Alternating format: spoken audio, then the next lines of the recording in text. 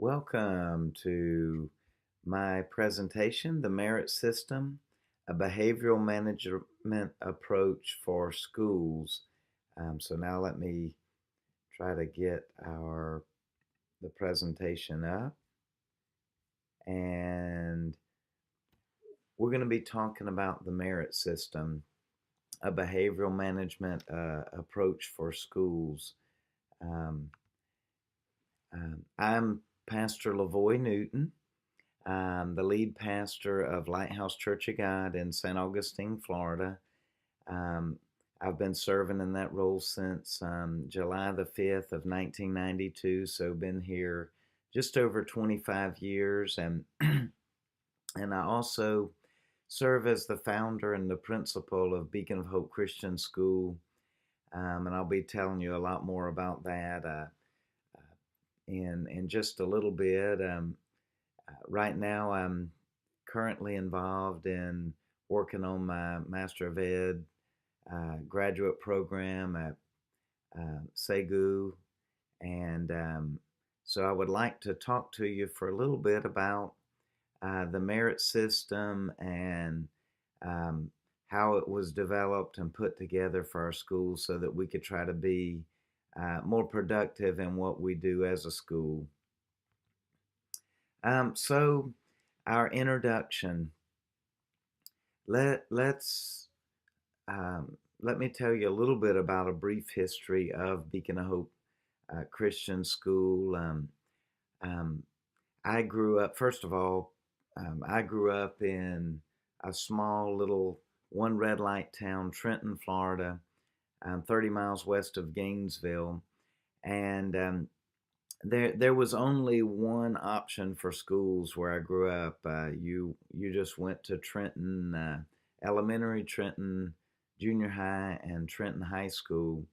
And so Christian school was never an option for me growing up, just where we lived. I did grow up in church, and when I graduated from Trenton High School, I went to North Florida Junior College. Um, and then later went to the University of North Florida. And it wasn't until after my call into the ministry that I began to be exposed to private and Christian education. And so when uh, my oldest son Jacob, it was time for him to go to school. His first schooling was a small Christian school called Trinity Christian, um, and he went there in K4, kindergarten, and first grade. My middle son Joseph went there in K4, and but at the end of a 3 year period, um, the school ended up closing, and but one thing had begun to happen in my heart and my life in the process of that, and that was I realized how important Christian education was to me. Those 3 years have begun to change my whole idea and philosophy about education, and as a parent, I really wanted to see um, my boys to get a Christian education. And so, um, as a family, we began to pray and see what we were to do about um, our boys. And to make a longer story short, I began to seek the Lord, and um, over time, just felt like the Lord was calling us to begin a Christian school. And so um, in 1999, Beacon of Hope Christian School was founded. I'll show you a little clip of some of that in a minute. But um, so it's been a journey along the ways. We've had good, bad, and ugly along that process. Um, but we started with kindergarten through second grade with 18 students in 1999. Our goal was to add a grade every year and graduate our first class in 2010, and we did just that. We were able to see um, consistent growth for the first number of years from 1999 to 2011. We saw, I think, good and healthy growth, um, but something happened between 2011 and 2012, and that is we had had about 145 students in 2011, and we went from that number up to 230 students in 2012. And quite honestly, we really, I don't think we were ready for the growth. And on top of that, it wasn't just the amount of students that we now had to make sure that we were managing and taking care of, but um, it was also an influx of new students. It seems like up until that point, we were able to, we had the student body pretty much trained, and when new students came in, they would just sort of get with the program, and we were able to be quite successful. And but with the change in that many different students, it really began to just throw us in a cycle of decline.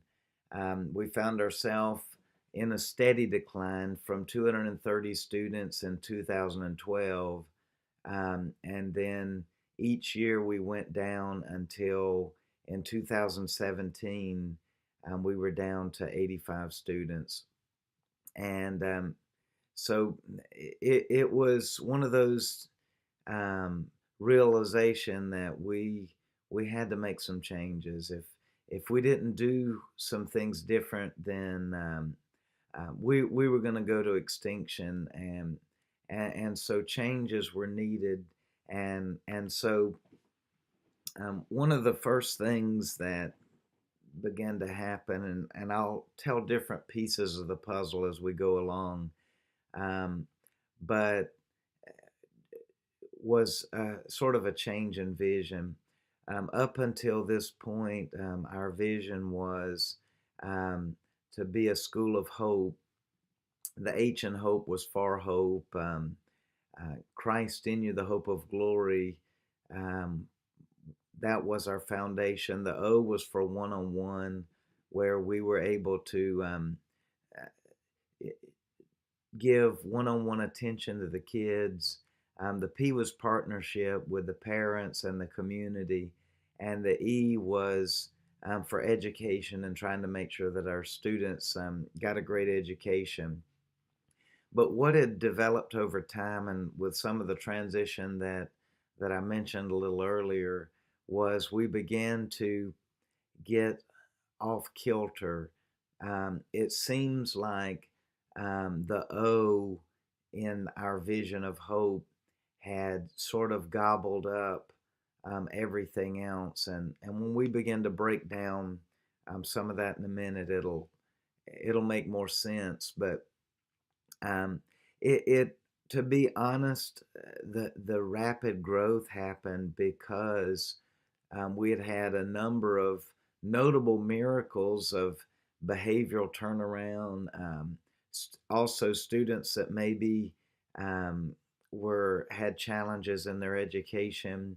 We've been able to be effective in making turnaround. It was notable things even in the public school system. Students that have been tracked, and the word sort of got out um, that listen, if nobody else can help you, Beacon can help you.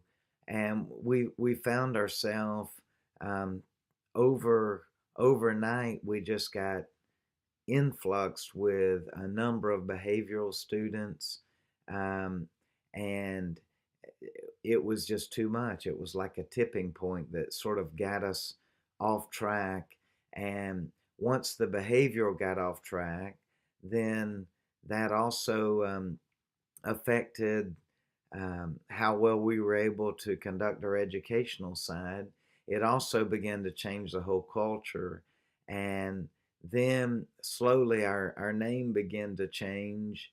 And, and so we needed to make some major changes. Well, in the midst of just praying and seeking the Lord, one morning early, I was on a prayer walk in front of the Little League Park, and it wasn't even light yet. And I looked over and I saw um, one of our banners, and what jumped off the banner, the largest thing on the banner actually was Christ-centered education, and it jumped off the banner at me. And through that, I felt like the Lord was speaking to me, and I understood. Um, you know, I really got it that we had to change our vision in order to get back to what we believe God called us to in the original vision, and had gotten skewed over time.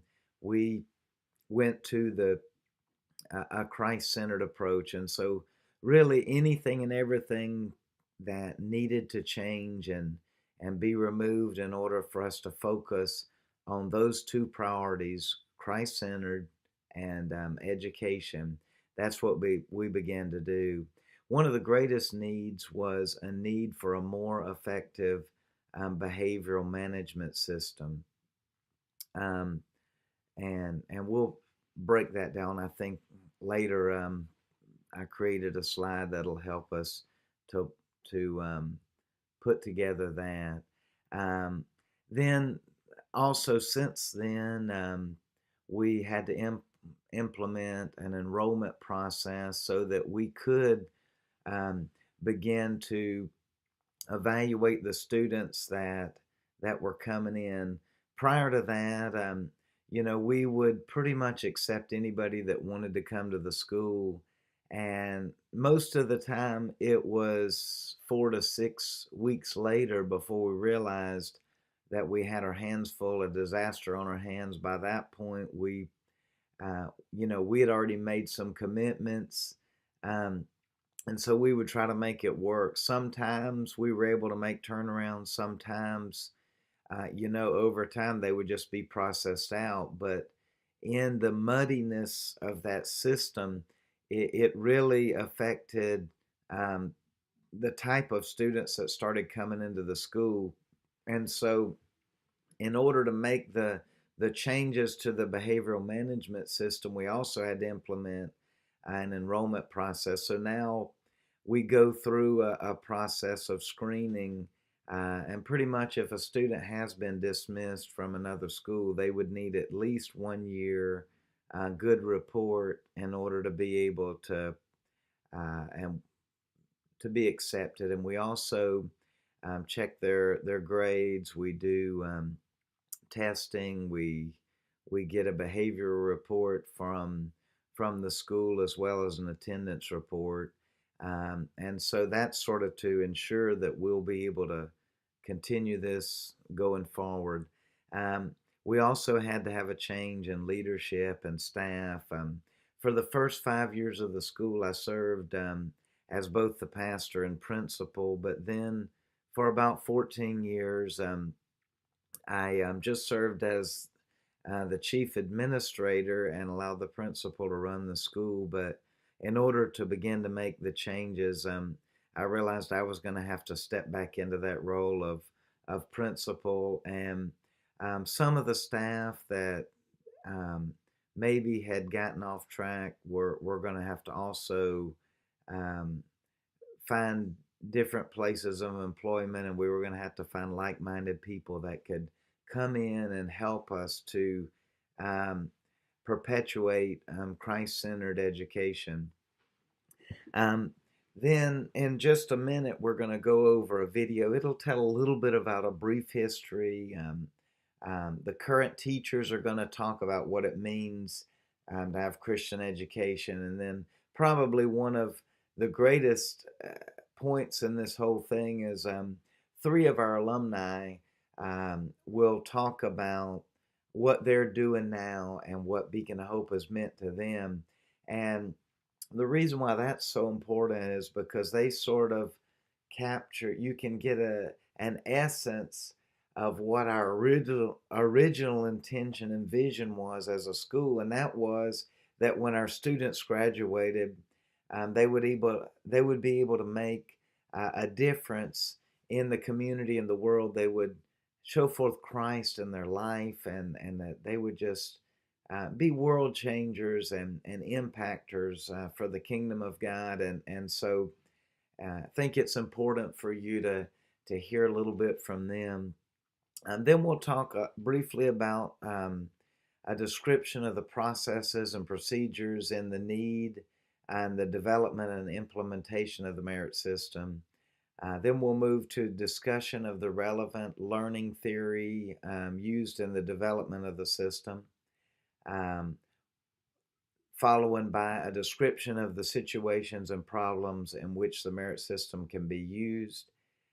Then we'll talk about the strengths and weaknesses of the merit system, um, and also have summary and conclusion. And so the next thing that we will do is go ahead and go to the video that will tell a little bit more.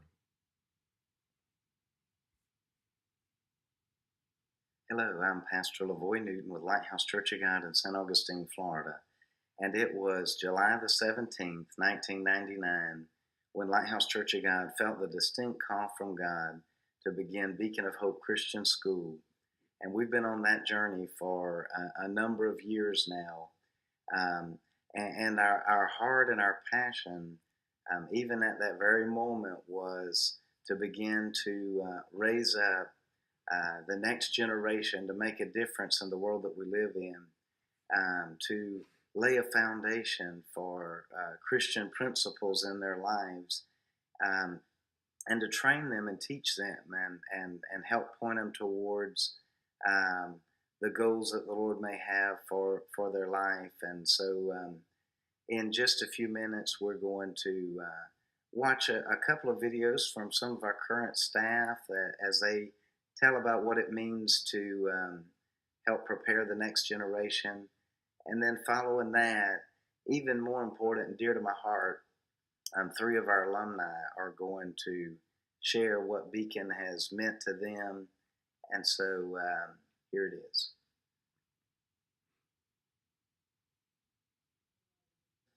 It is no secret that things today aren't as they were in yesteryears. Life keeps evolving, or at least the way life is viewed, or the way life is lived keeps evolving. We, however, have a huge responsibility of preparing the next generation for its future responsibilities. And while it is challenging, we cannot shirk said duties, especially as educators. Therefore, the world we desire for the next generation to live in and the persons we hope for them to be, we must today take that opportunity to build a bridge that will help to lead them there. It is for that reason I'm in education. It is for that reason I teach. Teaching for me is an investment in the future lives, an investment in young lives, so that they may be better than I am, that they may do more than I have done, and so that they too can have an opportunity to invest of themselves in others, thus helping this world to be a better place. I really enjoy teaching in a Christian school.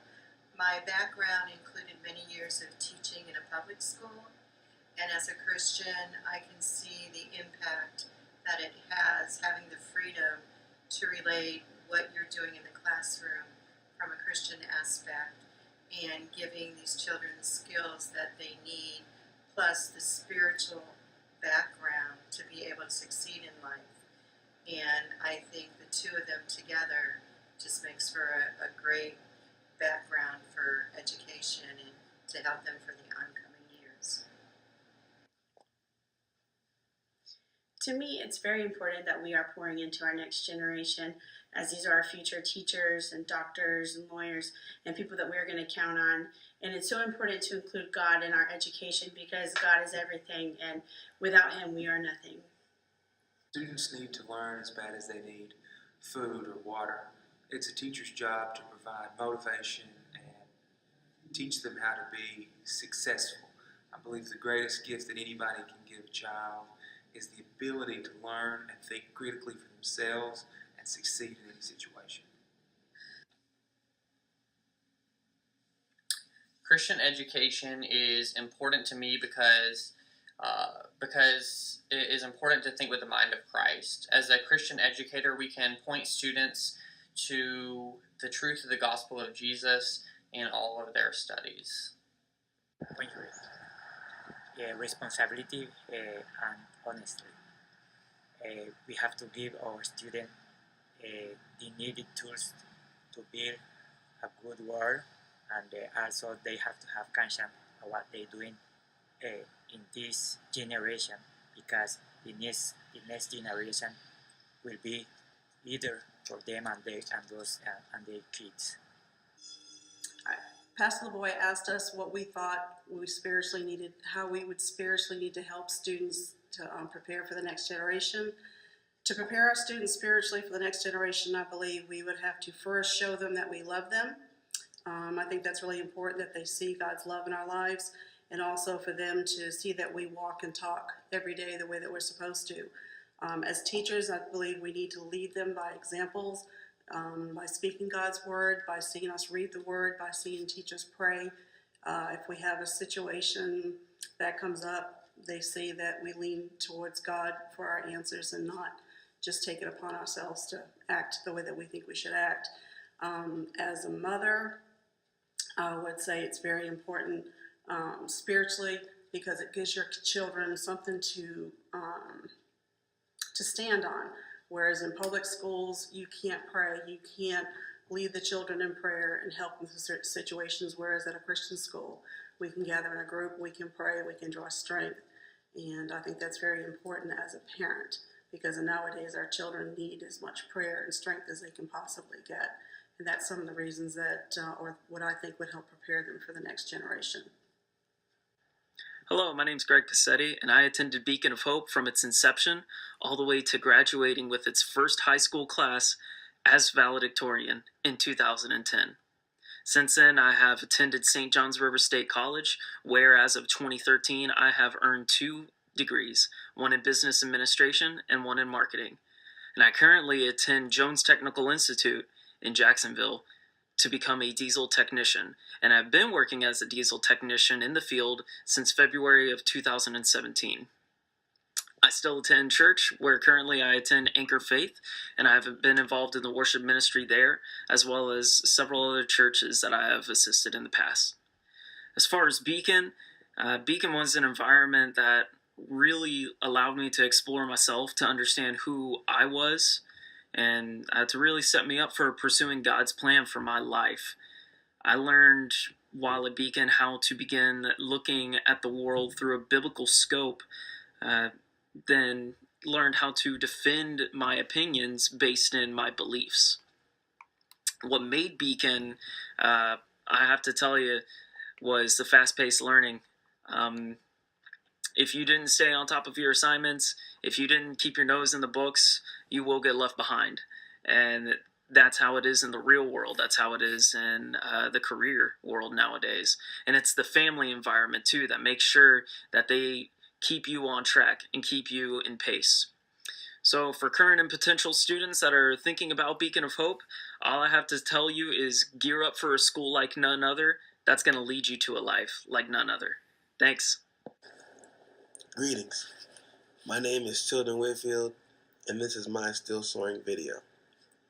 I attended Beacon of Hope from 2006 to 2011, graduating in the spring of that year. I went on to attend the University of West Florida, and I received my Bachelor of Arts degree in Interdisciplinary and Social Sciences with a minor in Special Education. I currently serve the university's TRIO program as a program specialist and success coach. For church, I attend Deliverance Tabernacle Christian Center, and I am also a member of the Pensacola Alumni Chapter of Kappa Alpha Psi Fraternity Incorporated.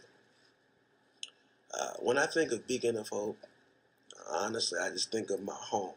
It was a place where I spent a lot of my time, and even though my mom literally worked there, there was always this sense of family and togetherness that honestly I'll never forget.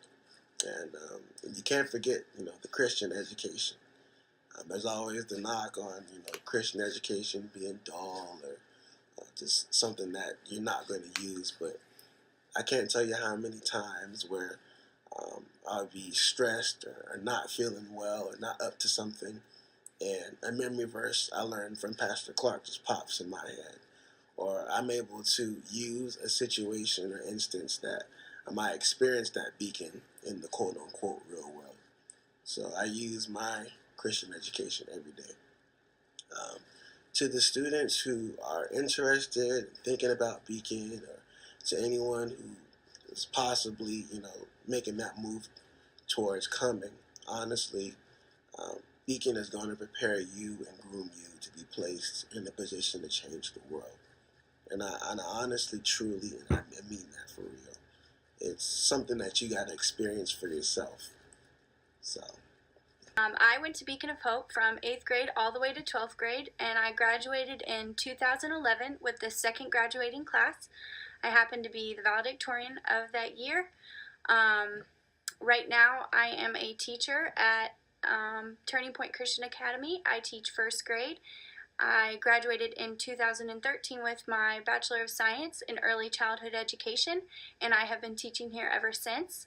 I love what I do. I love getting to spend time with my students and watching them grow and learn, and getting to teach them about God's Word every morning, and I'm really blessed by them every day.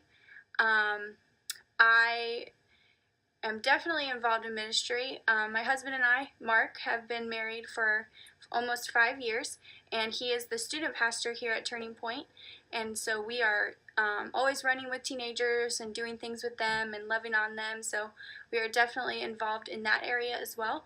I love to help lead worship in youth group and big church on Sunday mornings, and also in children's church. And yeah, I would have to say some of my best memories of Beacon of Hope would be just the friends that I made there, the Christian foundation that was set for me with all the chapel and Bible times and the worship that we had. And I would also have to say that sports memories are really high up on my list. I had a lot of fun doing all of those, and I really enjoyed those times and those extracurricular activities. If I had to say anything to any future or current Beacon students, I have to say just enjoy your time there. Be thankful for the Christian environment and the Christian foundation that's being set for you. Just appreciate your teachers and the pastors there, and just really realize how awesome that is to have that privilege. And just enjoy the time that you have in high school, because it goes quickly. So anyways, thanks for listening. See you later. Beacon of Hope Christian School is a ministry of Lighthouse Church of God, and is one of the ways in which we are helping to make a difference in our next generation. Thanks for watching.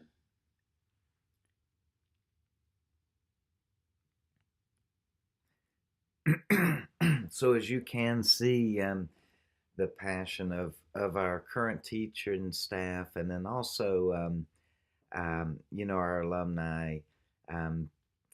That's just a small handful of the 74 students that have graduated, and many of them are duplicate stories of great things. And that's the reason why my passion, when I realized we had gotten off track, and was to get back to the whole reason why we started the school to start with.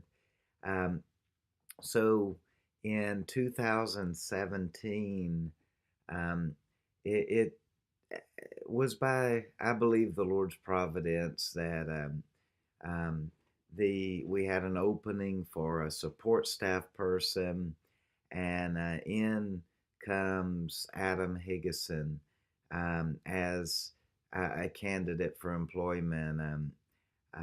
He had a Master of Education and was a licensed professional clinical counselor.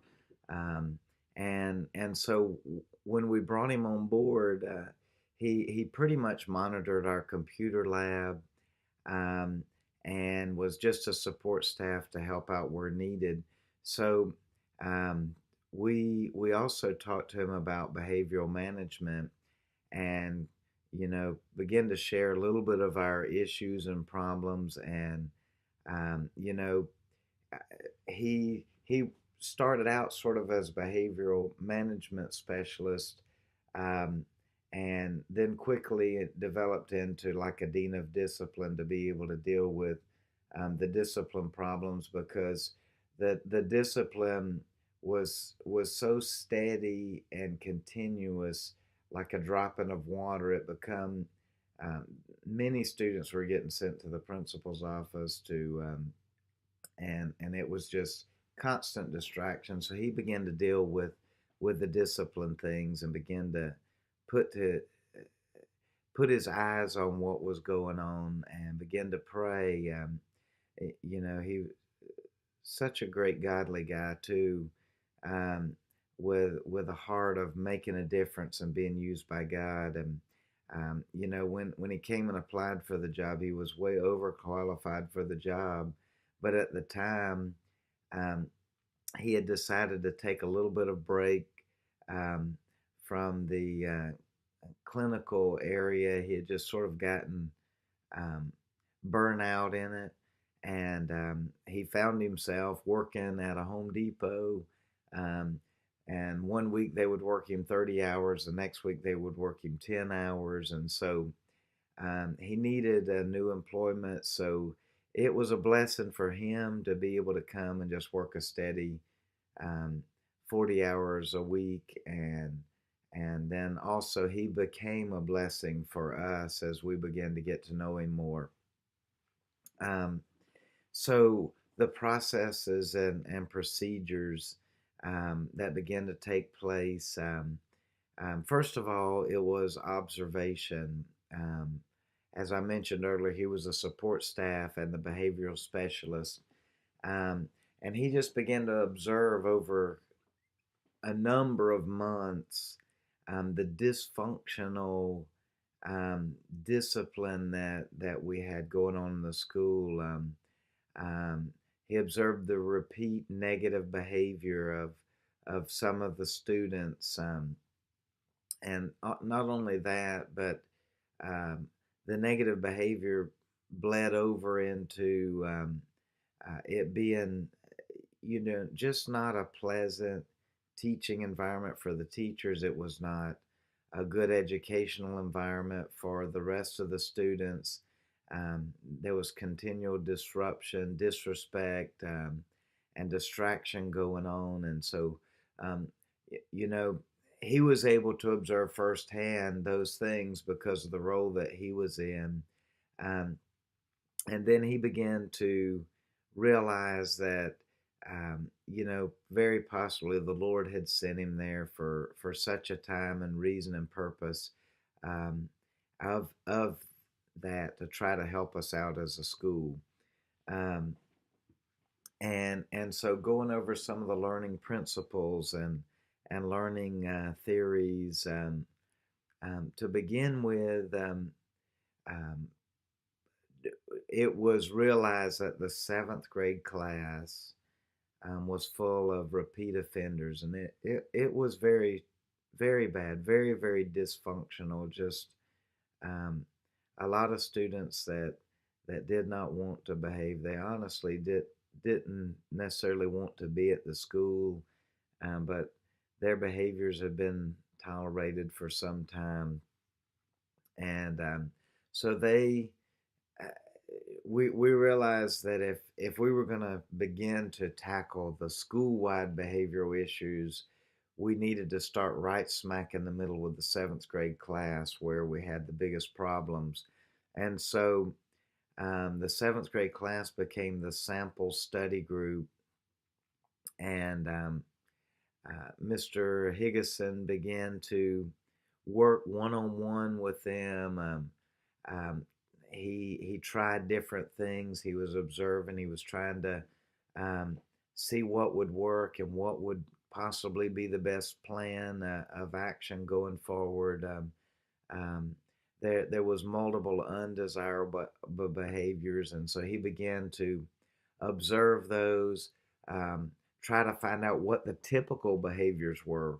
What was just like the normal, typical behavior that um, was continuous so that we could begin to put together a plan to try to change behaviors. And so he brought together one of the classical conditioning um, methods to us to be able to try to bring together that change. Um, and so his idea was to use implement a token economy, which is what the merit system is. And of course, this was a process. It did not happen overnight. It took about a year just to get get to the point of realizing that we needed to use it and begin to implement it. Um, but again, he was experimenting with the seventh grade class through positive and negative reinforcement and also positive and negative punishment.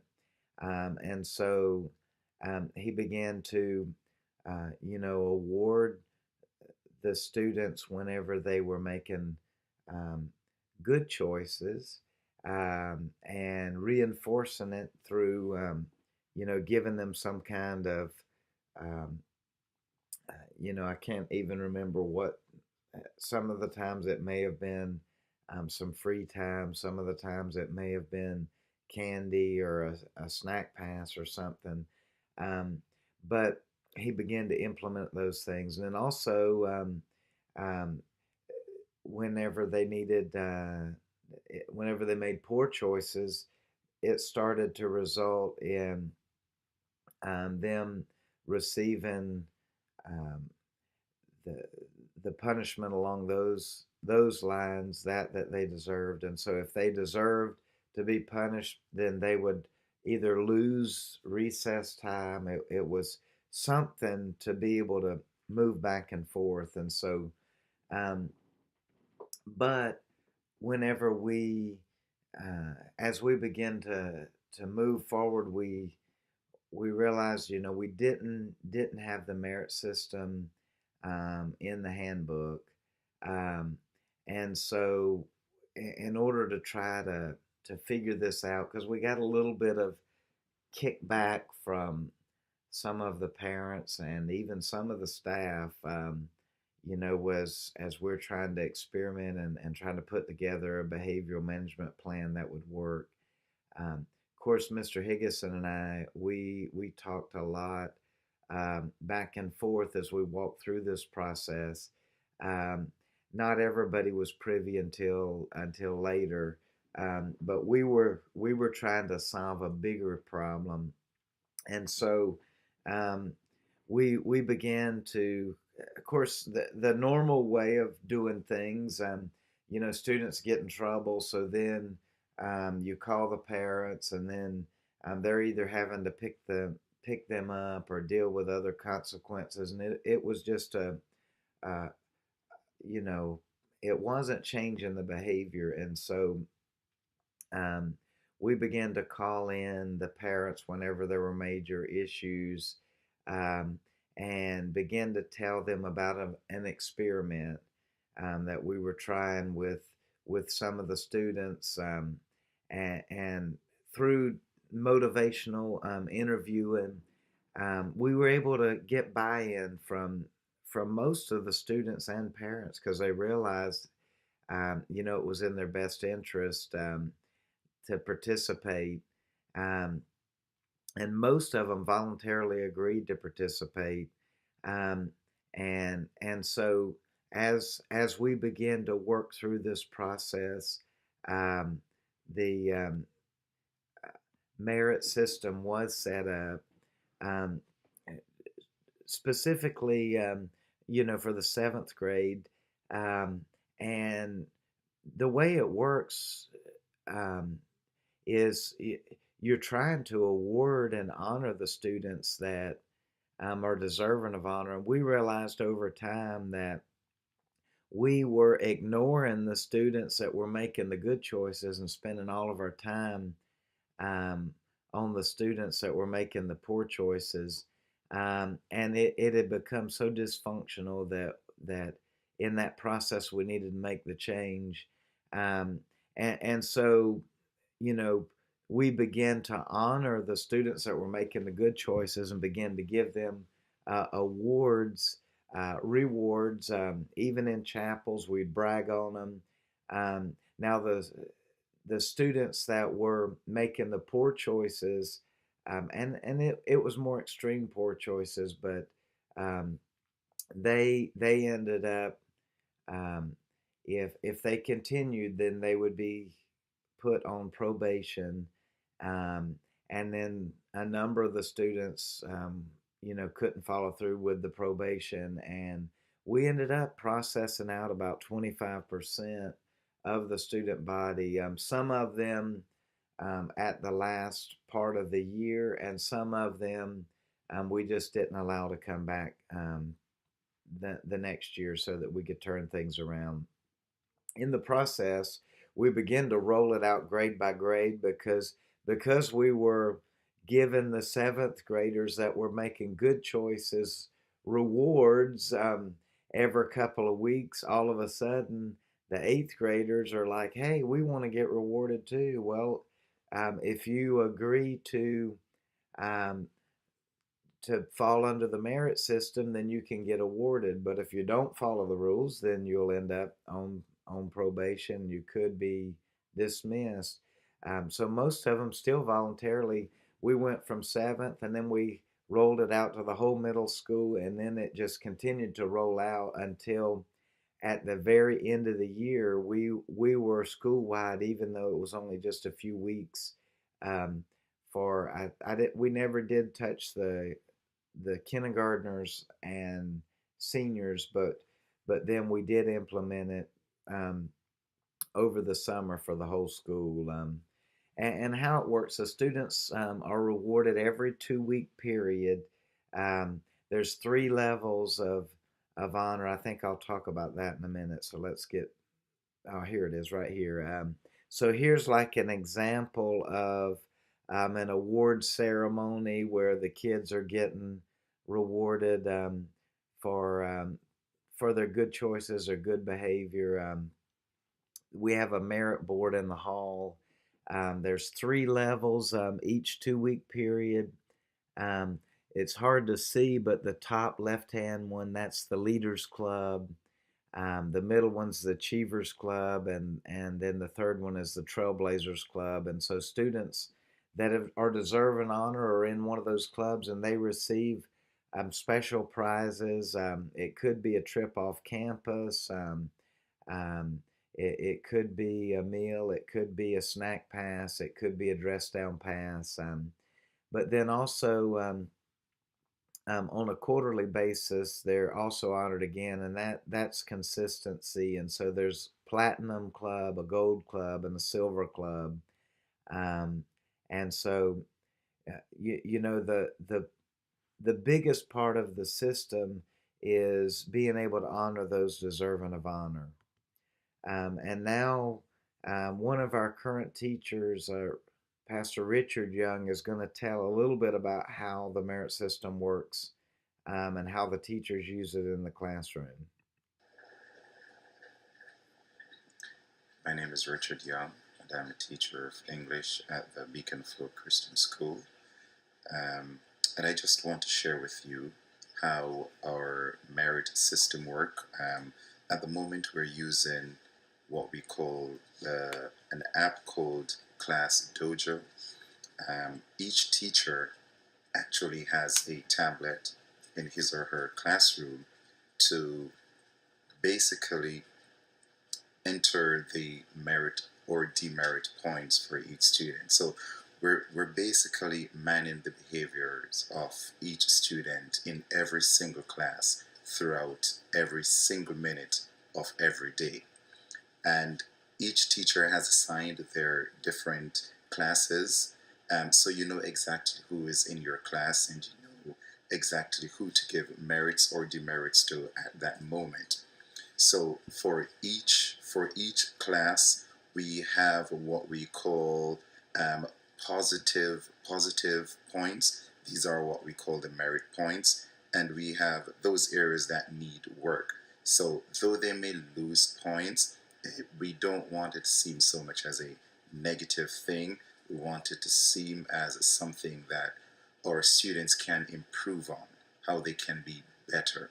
Because at the end of the day, we want them to not only conform to the rules of the institution, but we want them to be learning. We want them to be becoming better individuals as they progress throughout our school and as they progress through life also. So um, the more positive points they get, the higher they go on the merit ladder or the merit board.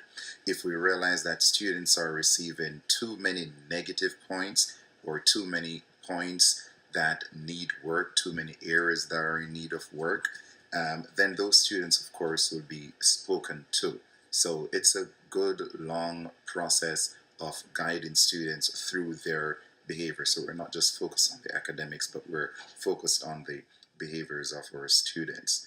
So for positive points, students can receive merit points for actually turning up to class, being ready for class, having whatever it is needed to make sure that they're functioning properly in class at that moment or in that day. Uniform, making sure that they're wearing the proper uniform.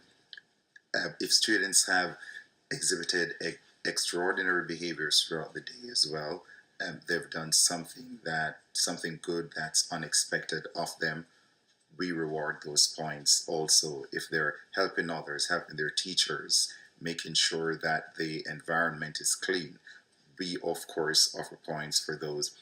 As a Christian institution, we base a lot of what we do on reverence and worship to God, and we want to make sure that those things are instilled in our students as well. And of course, merit points are added for that because we do devotions in the mornings and prayers and the chapel services, and students need to be conforming to the rules within those moments. Also, obedience to teachers or to whoever it is that has to speak to them, responsibility, assisting the teacher, cleaning their areas, making sure that their own individual areas are clean.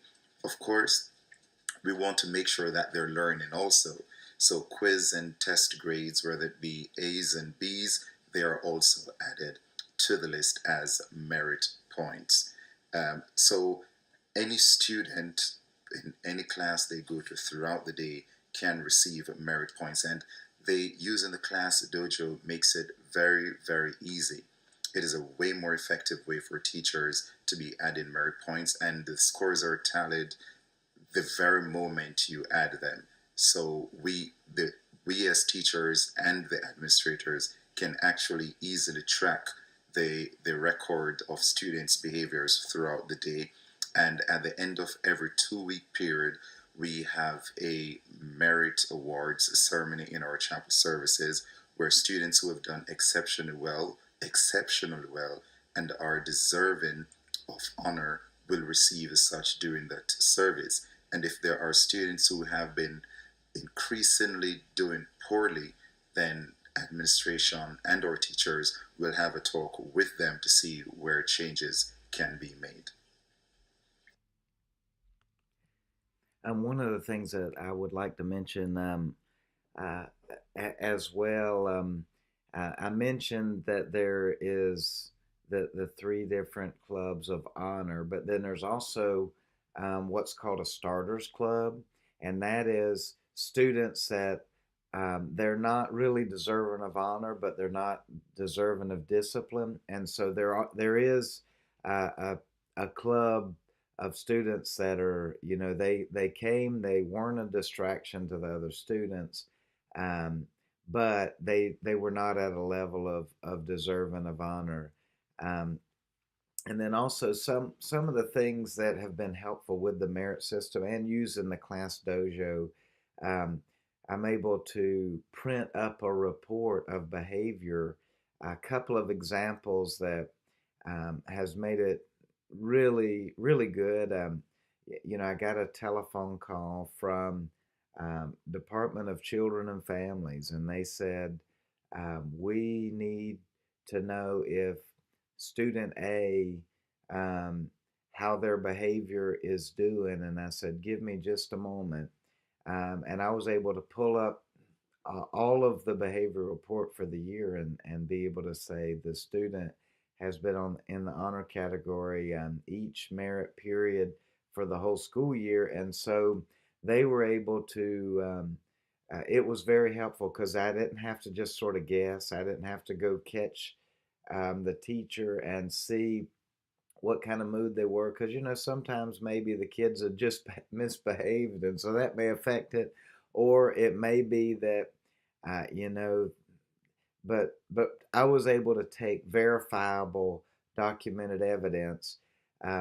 Another thing that this has helped, I put together meetings with the parents, and when I sit down, we go over um, the merit report and the grades and attendance and feedback from the teacher and everything. But in the behavior report, um, we're not just talking about the student if there's negative behavior.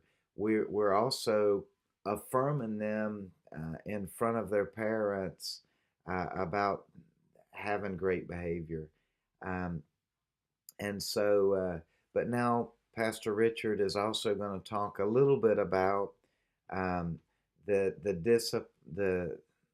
demerit side of the merit system, because when a student does fall below the marks, then they can, first of all, they'll be put on a diversionary period where it's sort of like a warning, but then later they'll get into probationary period, and then they will either um, follow through and turn things around, or then they will be processed out of the school. But here's Pastor Richard.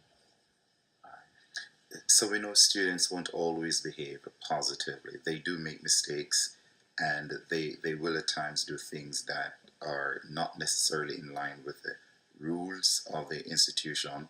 And so we have some areas that we would recognize them in need of work.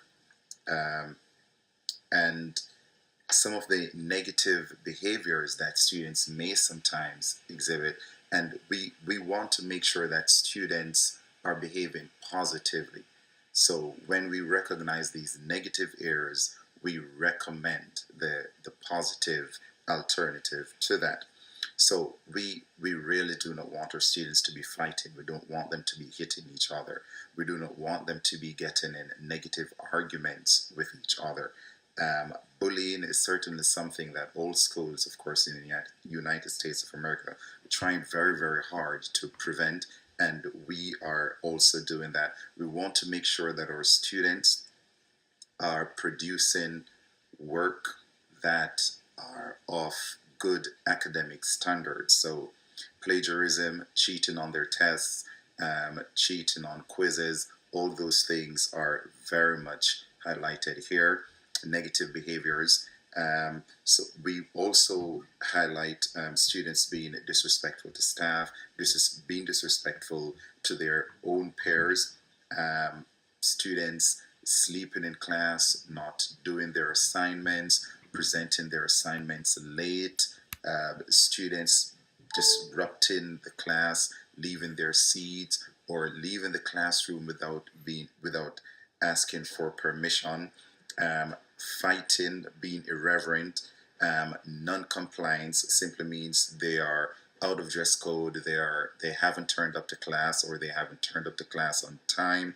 They haven't turned up to class in the proper attire, or they haven't turned up to class prepared for class. And so we highlight these areas, not so much because we want to pinpoint bad behaviors in our children in our children and basically put them down, but we highlight these areas because we want them, number one, to see the areas that need work in their own lives, because our responsibility is to prepare them for the society at large. So having seen where they're falling short and listening to the recommendations that are given, more often than not, the students will move from the negative side of our merit system to the positive side of our merit system. Which means, and if we see students doing that, we know that not only are their behaviors improving, but we know that they're learning, they're understanding exactly what this thing means and what the school is actually doing for them.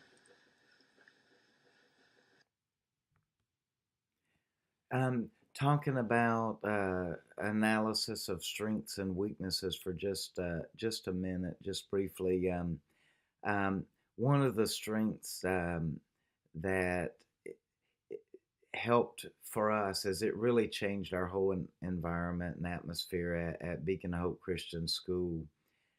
We had to get the behavior under control in order to be able to get back to the original vision, which became, I guess, like I mentioned, a new vision, but um, it is that there would be a Christ-centered atmosphere and environment and an educational environment.